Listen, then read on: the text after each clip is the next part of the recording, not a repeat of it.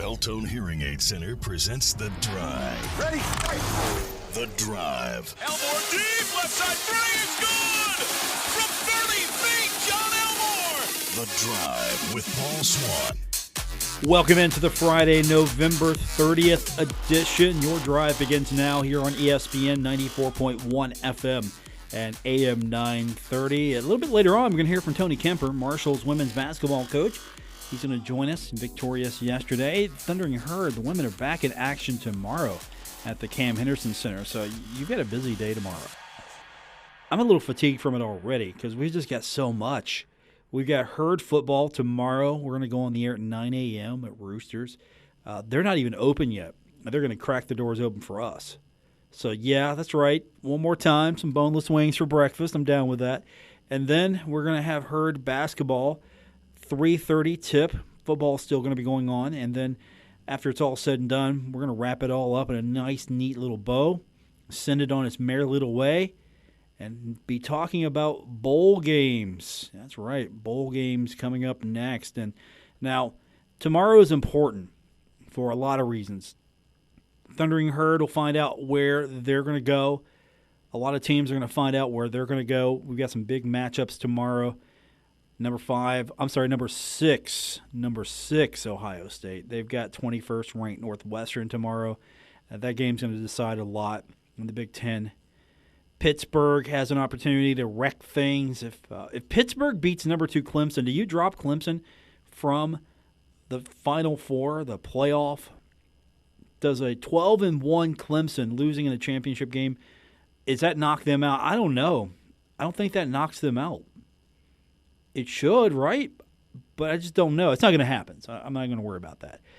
Fresno State and Boise State tomorrow. That's just more of bowl positioning at that point. But if Boise State wins and you see UCF get beat by Memphis, does that knock UCF out of Access Bowl? Keep an eye on that. And UCF, of course, Memphis, that's tomorrow, as well as the one we're all going to be watching. Those of you who are heading down to Virginia Tech, you'll try to find this one on the radio when you're done, when you're coming back. Number 1 Alabama is taking on number 4 Georgia. 12-1 Alabama, 11-1 Georgia. If Georgia wins, they're in. And if Alabama wins, they stay in. But if Alabama loses, are they in? My money's on Georgia winning and both teams are in, or Alabama wins and, of course, somebody squeaks in. Don't know who that team's going to be yet. But there's always that possibility Ohio State gets in. Ohio State's got to do a number on Northwestern. And you look at the other game we're going to keep an eye on, of course, is number 5 Oklahoma and number 14 Texas. Does Oklahoma beating 14th ranked Texas mean more than Ohio State beating 21st ranked Northwestern? Where's the value there as far as putting these teams in? If you've got Oklahoma at 5 and they beat Texas, their victory means more, right, than 6th ranked Ohio State's victory over 21st ranked Northwestern. That's how I do my math, right? You look at the win and go, okay, Oklahoma, they beat a better team than Ohio State did, so they definitely should be 5, stay 5. If Georgia loses to Alabama, then you drop Georgia 1, you move Oklahoma up. Or does Ohio State just walk in and Ohio State everybody, once again, getting in, maybe when they shouldn't, maybe they should. Tomorrow's going to determine that for sure. And so there's a lot of games that have meaning tomorrow and a lot of games that don't have meaning. Like Northern Illinois and Buffalo, okay. East Carolina, North Carolina State, okay. Just make-up game there. Utah and Washington, 17 and 11. Yeah, no bearing on the playoff, the championship, or anything there. I mean, that's okay. I'm not sure I'm going to be excited to watch that at 8 o'clock tomorrow. Drake and number 23, Iowa State, no. Akron, South Carolina. South Carolina just trying to improve their bowl lot. Louisiana, Appalachian State, I might, that's a noon game. I might look in a little bit of that one. That'd be okay. Of course, UAB in Middle Tennessee, back-to-back games, Murfreesboro. Can the Blazers redeem themselves after blowing an opportunity to play at home for the championship, or will Middle Tennessee make it 2 straight over UAB and they're your Conference USA champion? Is that going to happen? We shall see. You've got Stanford and Cal going at it tomorrow. You've got Norfolk State and Liberty. You've got there's a game. Let me hang on. Where's this game at? It's Marshall and Virginia Tech. They're playing tomorrow's where? Virginia Tech trying to keep that bowl streak alive. They want to continue to be playing in a bowl. They made a sweet deal for Marshall. Marshall's going to get this game. Marshall going to get it home and home. Sweet deal for the Thundering Herd. All Marshall has to do is show up and play. And it's all good. Now, will Marshall go in and do the unthinkable? Beat Virginia Tech, be the team that stops the streak? Could that happen? It would be memorable for sure. I mean, you're getting a lesser Virginia Tech, but you're still getting Virginia Tech. You go in, you beat them, and not only have you beat Virginia Tech, you have denied them a bowl game for the first time in ever for some of you. For some of you, it's like, I've never known a life without Virginia Tech in a bowl game. For some of us, we got to dig back a little bit. We got to go back a ways. But Virginia Tech has definitely been consistent for so long. Now, Marshall's got a chance to knock them out and get rid of their bowl streak. So that's going to come up tomorrow. We've got that for you again right here on ESPN 94.1 FM and AM 930, 93.7 The Dog, with one stipulation. At 3 o'clock, basketball. That happens. Basketball happens, and we will carry that until it's over on ESPN 94.1 FM and AM 930. The Dog, 93.7 The Dog, will stay on football until it's over, and then it will switch to basketball. So we've got you covered both places, both ways. You want some football and some basketball, stay on ESPN 94.1 FM and AM 930. You want football only and then your basketball when football's done, 93.7 The Dog. Okay, you know everything now. You've got it right. I want to tell you this again tomorrow. One more time. We're going to have a quiz on it tomorrow. We're going to go over this because, again, I don't know if some of you are going to remember that. That's fine. I get it. I'll remind you again tomorrow. So I'm hoping that on the other side of the break that I get a phone call from Tony Kemper. He's out and about. Not sure the phone's going to work, but supposedly he's going to make the call. And you know what? I see the phone ringing right now. So I'm going to assume that's him. So that's my cue to take our break. We'll take the break, come back, and hopefully on the other side of the break, we're going to hear from Tony Kemper, Marshall women's basketball coach, talk about the game yesterday and look ahead to tomorrow's action at Cam Henderson Center, all right here on The Drive, presented by Beltone Hearing Aid Center on ESPN 94.1 FM and AM 930.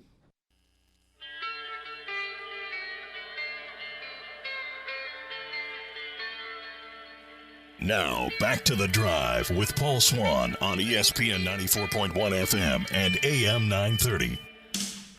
We're presented by Beltone Hearing Aid Center. I'm your host, Paul Swann. This is The Drive on ESPN 94.1 FM and AM 930. Yesterday, Thundering Herd basketball. The women get a victory, but they got to go to overtime to do it. I guess they just wanted to play some more basketball. Joining us on the program now to talk about that game and look ahead to tomorrow's action is Marshall women's basketball coach Tony Kemper. And Coach, regular time is fine. You don't have to go to overtime unless you just wanted to play some more basketball.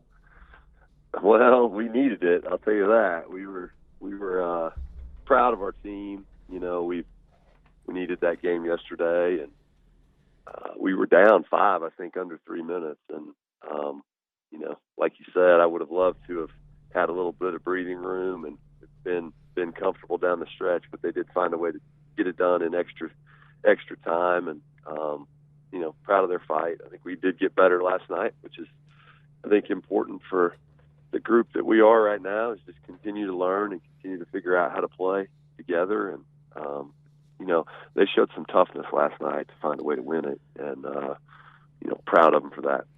It's usually the team that battles back to force overtime that really gets the advantage there, because you've got the momentum.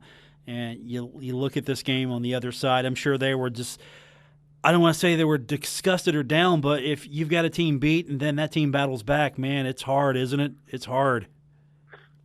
Yeah, I mean, I think that they did a nice job in the fourth quarter. We had them down in the fourth quarter, and they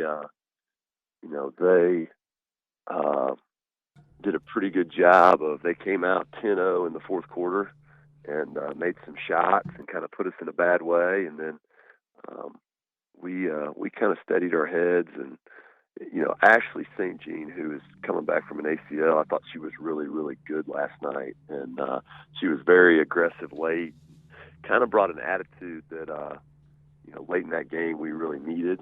And, Deja Brooks was very good last night as well. And, like you said, we kind of grabbed the momentum down the stretch, and then opened the overtime period with we ran a little set, and didn't get the three to go down, but got the offensive rebound and scored an old-fashioned 3-point play, and really didn't look back from there. So it was a good win for us, and glad we found a way to get it done. Am I reading this right? You had 26 offensive rebounds, and you had 63 total. 63 total. That is correct. Yes, we did we were improved on the glass last night. That was the difference in the game. We are continue to try to kind of find our way offensively. Missed shots that I believe that we're gonna start making eventually. But boy, we really chased it last night. The rebounding margin, that was the difference in that game. There was just a couple possessions that we just refused to leave our end of the floor without making one, and that was ultimately the difference. Yeah, and just looking at the line as well, that was a good shooting team. They shot 12 of 27 from the 3-point line. That's usually a sign of a team that's going to win if they can hit that many. Well, I mean, they did shoot it well last night. I don't know. Number 3, and I don't know her name, but she came off the bench, and she hadn't done much all year. And boy, she really got going against us. And we were not. We were in her neighborhood early, and then we really made an adjustment through the middle 2 quarters to take her away, and then we lost her again at the start of the fourth quarter, and that's how they kind of made their run. But they did shoot it well, and that does happen. And like you said, our rebounding countered that.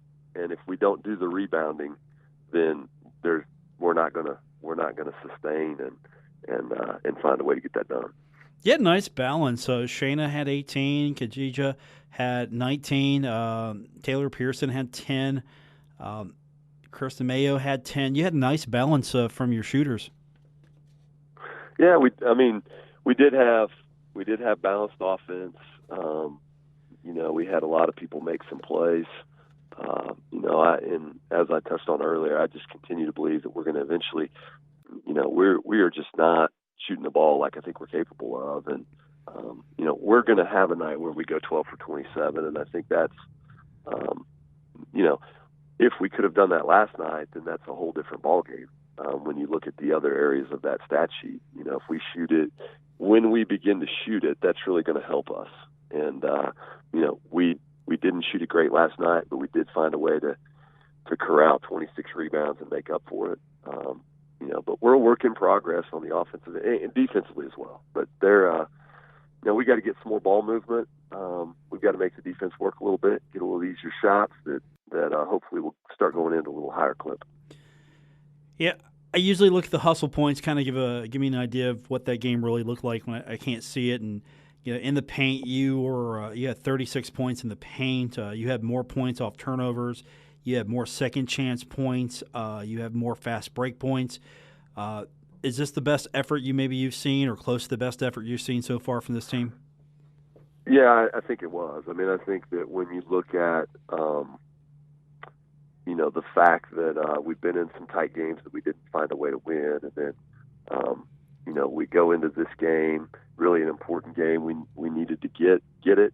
It's a home game, and the start of we've been on the road quite a bit, but our schedule flips, and it gets a little easier. We get to be at home a little bit more here through the end of Christmas, and so I think last night we tried to kind of reset our minds and kind of a fresh start to what we had going on, and I thought their effort really showed that. And like I told you, if we can clean up some of the other areas, then I think we've taken a big step forward in terms of, a little bit better ball movement. And I think that's going to help us score the ball easier, and if, as you said, we kind of dominate all those hustle stats last night, we just didn't make enough shots to really show that we did that with the score. Usually if you're 36-6 in the paint, that's an easier game at the end than what it was, and so just we're continuing to work. I thought we had a good day today of practice. They came back ready to work to get ready for Coppin State, and that's what we need. That needs to be our mindset. Is just we need to focus on continuing to improve as a group, and if they do that, I think this team's got a, they definitely can play at a much higher level than what we've showed maybe to the first part of this year. You got a tough one coming up tomorrow. It's 1 o'clock at Henderson Center. Now, you look at Coppin State, you see, okay, they're 0-4, and you're thinking, okay, this shouldn't be a problem, right? You look at their schedule, they have they faced anyone outside the top 25? They have pretty much taken on all comers, it feels like. Yeah, I mean, they've got the one game against UMBC, Maryland, Baltimore County, but other than that, they've played a really tough schedule in terms of women's basketball. They've been on the road at West Virginia, who really guards you. They've played at Maryland, and then they've played at Mississippi State, which Mississippi State, Coach Big Schaefer's done a great job there. I mean, that's an unbelievable program right now, and the way they play defensively is, I have tried to we've done a pretty good job of letting our girls know, you're going to see stops that are probably not indicative of the kind of offensive players that they are, but it's because they've gone up against, some of the most physical teams in women's basketball. So, they haven't played uniquely enough, too. They have not played in like 12 days. So it is, they're probably going to have some different wrinkles in that they haven't shown. And so we're going to have to be quick on our feet as far as making adjustments and different things like that. But, it's good to play at home. We had a great crowd last night on a Thursday evening. It's a 1 o'clock start on Saturday. Would love to have the Henderson Center popping again. And, we've got to find a way to play well again at home and play hard again at home. And, I thought, like I said, we put together a practice today that put us on a plane to play well. Practice is probably always better after a win. You get that win, you feel good about yourself, yeah? Well, it is for me. I'll tell you that right now. It is for me, and our girls are. This is a good little swing for us. This is our conference play. Thursday, a day to prepare for the new game, the next game, and then a Saturday game. So it is. We have not played the one-day turnaround yet, but we're getting ready to see that a whole bunch as soon as conference play starts. So it is a little bit hard, to saddle right back up, and you do have to go hard for a while on those middle days. But we try to be smart in terms of what we do with them, and maybe limit some of the full court stuff. You still got to play some 5-on-5, but I thought our girls responded well, and they had good energy today. And winning the game certainly helps. Tomorrow, 1 o'clock, Cam Henderson Center, and of course, for those who maybe are hitting the road to either Athens or Blacksburg, that game, of course, will be streamed. The student radio station will have it, WMUL, so people can listen in to you as they maybe are heading up to Athens, or maybe listen in as they're at football, because we got a lot tomorrow. It's going to be a full day of herd sports tomorrow, man. It is. Well, that's exactly right. I've actually I've listened to your show a couple times here this week. on my ride home, and I've been listening to what the schedule is there with what you guys have going on, and I know there's a lot. It'll be a good day in Marshall Athletics, and look forward to all of you that can make it out and been part of it with us. We really appreciate it, and good luck to Coach Halliday, Coach D'Antoni, and their crews as well. I'm just waiting for conference. My schedule lightens up because I just know when to put you. Thursday, Saturday. You're either going to be home or on the road. I'm good either way. It's perfect for me. That's right. We get our little airport dates in when I'm on the road. I walk back and forth in the airports, and we talk Marshall women's basketball. So appreciate you having us on, and we're certainly excited about Saturday's game and moving forward.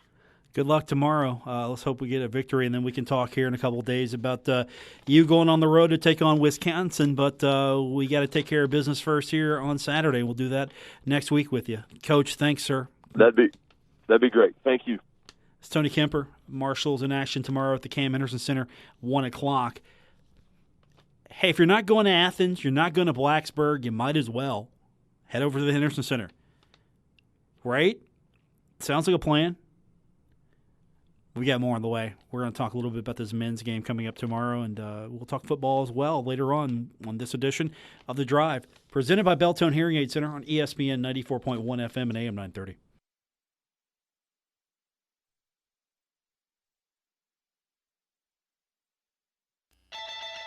Don't worry. Paul Swann has the wheel on The Drive, ESPN 94.1 FM and AM 930. We're presented by Beltone Hearing Aid Center. I'm your host, Paul Swann. Welcome back to The Drive on ESPN 94.1 FM and AM 930. As we've talked about all week, it's a busy day tomorrow. Thundering Herd's going to be all over the place. Football is going to be in Blacksburg, taking on Virginia Tech and the Blacksburg Bowl, whatever you want to call that. That's what Doc called it the other day. Basketball, women are at the Cam Henderson Center tomorrow, and you got the men in Athens tomorrow taking on the Bobcats. I like that series, I really do. It's always been fun. Convocation Center, for those of you heading up to Athens, it's a great venue. It's an older venue, but it's a great venue. They've taken great care of the arena. It's a nice structure. And if they put some money into that thing, modern it up a little bit, I don't know how much you'd have to do. The scoreboard looks great, but what could you do to make that arena better? Maybe put some skyboxes in there, do some things like that, different types of amenities. I know you could probably do something, make it really nice. It's pretty nice as it is. Good venue for Bobcat basketball. And the Thundering Herd taking on the Bobcats tomorrow. Thundering Herd now are going to face off against, I think, a really strong Bobcats team. They beat Austin Peay and Iona in their last two games. They shoot well. I mean, they're shooting over 42%. But three-point line, they're not so good, shooting only about 23% there. They are out-rebounding their opponents by almost 10 a game. They are hurting a little bit. They don't have Jordan Dardis. He was the guy who was almost the scoring leader on the squad last year. He was second in the team. He put in at least almost 13 a game. He was second-team All-MAC. Now, predictions have Ohio finishing fourth in the MAC East Division, but I know the MAC, I know the Bobcats, they're going to be solid. I don't know if fourth is the right spot for them. We're going to see tomorrow. We're going to see. Remember Jason Carter? Probably don't, because he didn't get to play much last year. Had 3 games only in the season. That man was out because of injury. So he's right now making up for lost time. He's a sophomore now. They redshirted him. And he's the team's leading scorer. He's got almost 19 a game. And he's second in rebounds with over 7. He has made 40 of his 78 attempts from the field. Tavion Kirk, he's the second leading scorer for the Bobcats. He's averaging almost, actually a little bit over 16 a game. And he also leads the team in assists with 19. So he's one to watch out for as well. And they got a pretty nice freshman there, Ben Vander Plas. He adds over 11 points a contest, flirting with 12 a contest. He comes off the bench for Ohio. Leads the Bobcats from the three-point line. He hits 37.1% when he shoots back there. Now, what needs to happen tomorrow? If you're a Thunder and Herd fan, you want to get a win. Why? Because you look at the series. The Bobcats lead the series by 10. 56-46 in favor of the Bobcats. Marshall's chipped away at that, though. They have taken the last two meetings from the Bobcats. But here's a big one. They have not won in Athens since 2010. December 4th, 2010. Last time the Herd claimed victory in Athens. If I didn't have football, I probably would have gone up to this one tomorrow, be honest with you. Because it's just a fun trip. I know you're talking Athens, Ohio. Well, Athens is pretty nice. And one of my favorite places to watch a football game was at Peden because it's just nice. It's picturesque. It just feels like college football. I mean, I'm not talking big-time Ohio State, the shoe college football. I'm just talking about on a Saturday, it's a great place to watch a football game. And I would love to go up to see the basketball game tomorrow, but unfortunately I can't. But I'm going to keep you up to date on it with our post game, and of course we're going to have that for you again right here on ESPN 94.1 FM and AM 930 because we've got double coverage tomorrow. Football begins our day on ESPN 94.1 FM and AM 930. And then we break in with basketball at 3 and wrap up basketball. 93.7 The Dog will have football until it's over, and then the broadcast will switch over to basketball. So that's what that looks like as far as what we're doing broadcast-wise tomorrow. Now, Marshall coming into this game, they will put some points up, I think. 5 victories have been by at least 20 points. I thought Rondell Watson played well, had a season-high 12 points in the game over William and Mary. And then, of course, you got John Elmore. He hits another benchmark in his career at Marshall University. He went over the 2,000-point mark. So now, when you talk about the greatest scorers of Herd basketball, you're talking about John Taft, Skip Henderson, and you're talking about John Elmore. Now, boy, Skip Henderson was great, wasn't he? I think John Taft had a few more games on the court, had some more court time. John would be number one. But Skip Henderson, John Taft, man, you could not stop those guys. They were just amazing. And so Elmore, he's up there now with them. I'm kind of curious.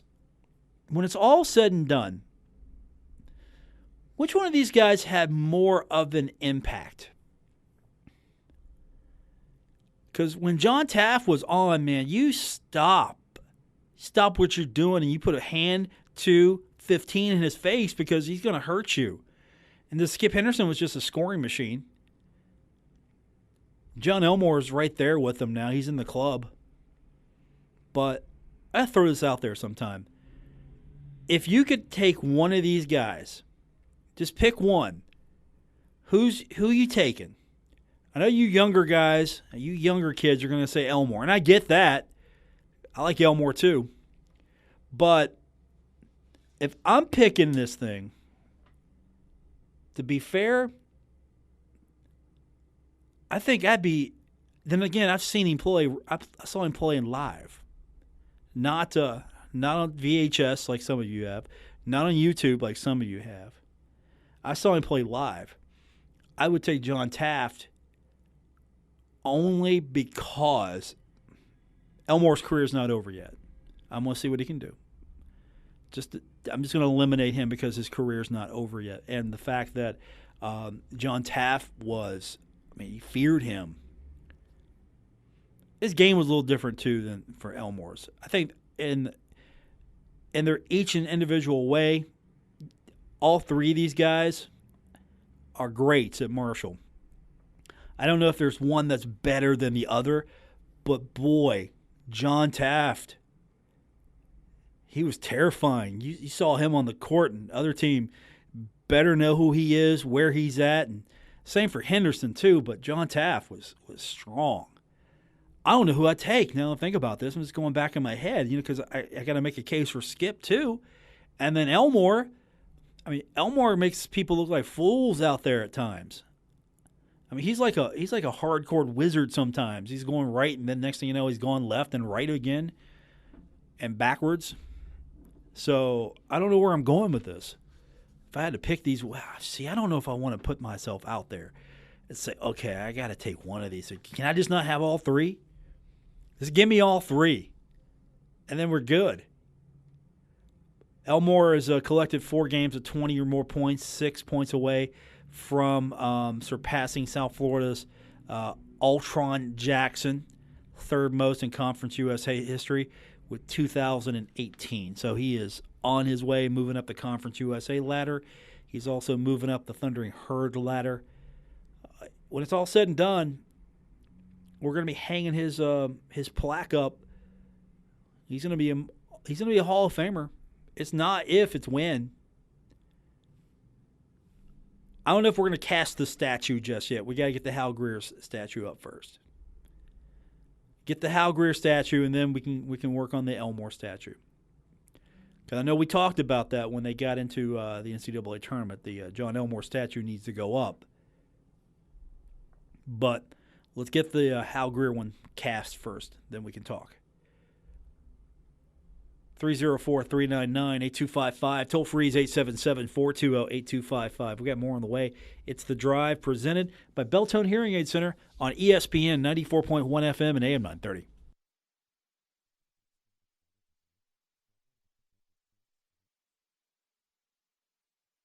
You're listening to The Drive with Paul Swann on ESPN 94.1 FM and AM 930. Don't forget, we've got a busy day tomorrow, not only with the Thundering Herd, but we've got high school football action over on our sister station, 92.7 and 98.5 The Planet. Spring Valley is going to be taking on Martinsburg, trying to bring that Class AAA championship back home to the Tri-State. And we'll go on the air tomorrow morning, 11:45 on our sister station, 92.7, 98.5 The Planet. They're doing a tailgate show tomorrow as well. I'm going to be on the air at 9 o'clock from Roosters. They're going to go on the air at 9:30. I'm going to be at the wing place. They're going to be standing out in the cold. I think I got the better end of the deal. But if you're into that thing, you got that tomorrow. And, of course, you can stick with me. We've got your Herd football coverage and your basketball coverage, all that tomorrow as well. But Roosters is going to be where you need to be for the game. ESPN Plus, ACC Digital Network, that's where you're going to find all this. I know. You got to stream it again. The wave of the future. I know, I understand, I'm sorry. We got it figured out at Roosters, though. You can come hang with us. We'll put this game on. You can watch it. ACC Network's actually going to launch a linear network next year. They finally got that thing going. So if this was up and running, you could have probably watched this on your TV tomorrow, the old-fashioned way. But instead, streaming the game tomorrow. I think the Bobcats going to be streamed as well. It's going to be an ESPN Plus game. The Thundering Herd women's basketball game tomorrow, that's going to be streaming as well. It's going to be on Herd Vision. So the Herd Vision's tomorrow for the women, ESPN Plus tomorrow for the men, and for the football team, the Herd ESPN Plus channel. It's really easy to find. Once you set it up, you can just set a favorite, set Marshall up as your favorite. You can just go right there, and it'll show you everything that Marshall's streaming. But if you can't do all that, just come down the Roosters tomorrow, hang out with us. We got you covered. It'll be fun. I don't think there's going to be anybody in Huntington, to be honest with you. I think everybody who's excited about this thing has either gone down to this game, general admission, seats, go see this thing, or there's going to be a group of you that are heading to Athens tomorrow.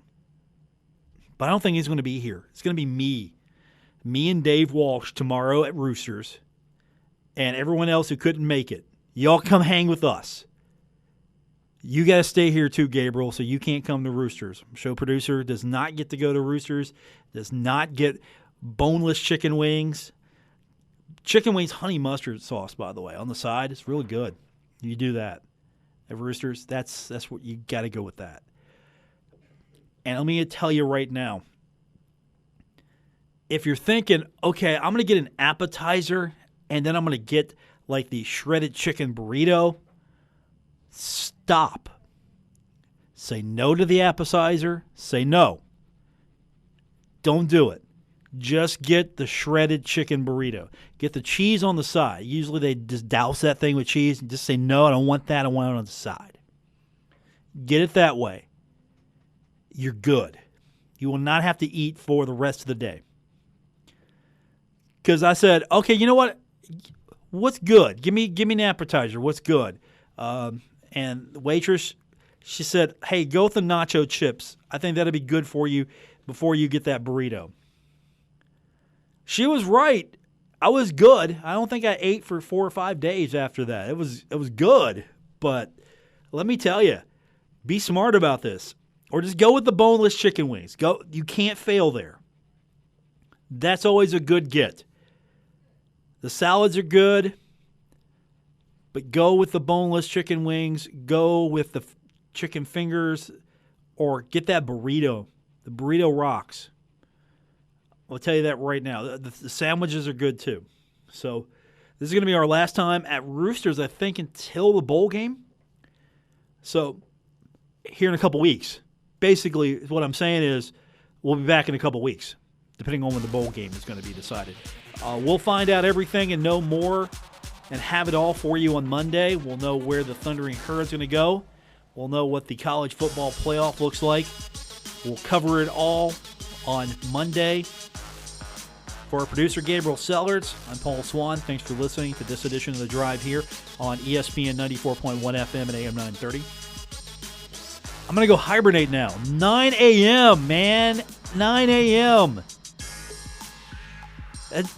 That's not me awake at 9 a.m. That's me getting up early, prepping, getting ready for the show. So I can be there with Dave Walsh, bright-eyed and ready to go. You too, Gabriel. It's like 6 o'clock past your bedtime anyway. Thanks for joining us on this edition. Glad you had fun. I hope you did. If you didn't, we'll try again tomorrow to do better. Good night. WRBC Huntington, W227BS Huntington, ESPN 94.1 FM and AM 930. Huntington Sports Station.